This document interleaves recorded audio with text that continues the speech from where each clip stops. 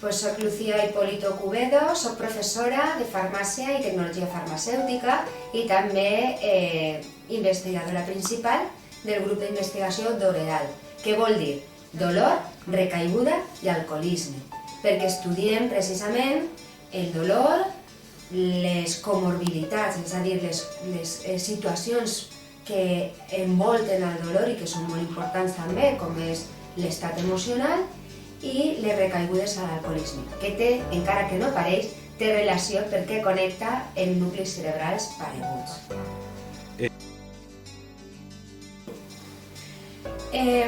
La qüestió és que a mi, diguem que la inspiració me va arribar quan ja estava estudiant farmàcia.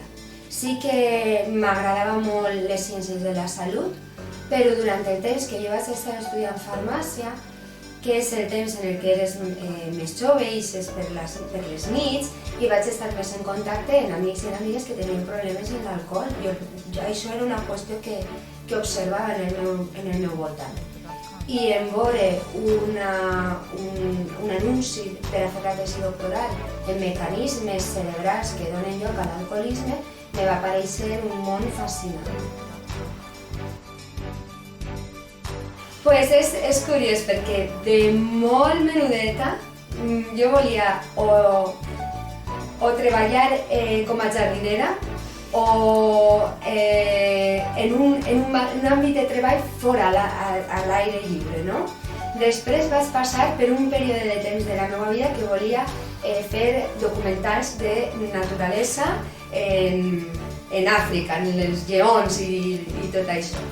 Però sempre he tingut un interès per conèixer l'organisme humà i per les ciències de la salut.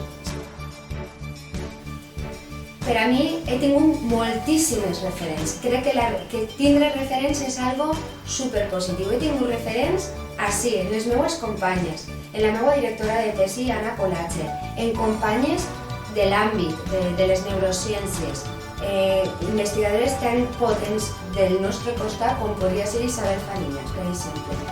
I també de dones molt fortes del meu àmbit, de les addiccions, com Mary Jane Crick, que va ser una dona per a mi excepcional i que vaig tindre l'honor de conèixer-la i de tractar-la de tu a tu i sempre me vaig fixar moltíssim en ella i moltes vegades pensé, enfront a aquesta situació, què faria Anna Colatge, què faria Isabel, què faria Mary Jane, què faria...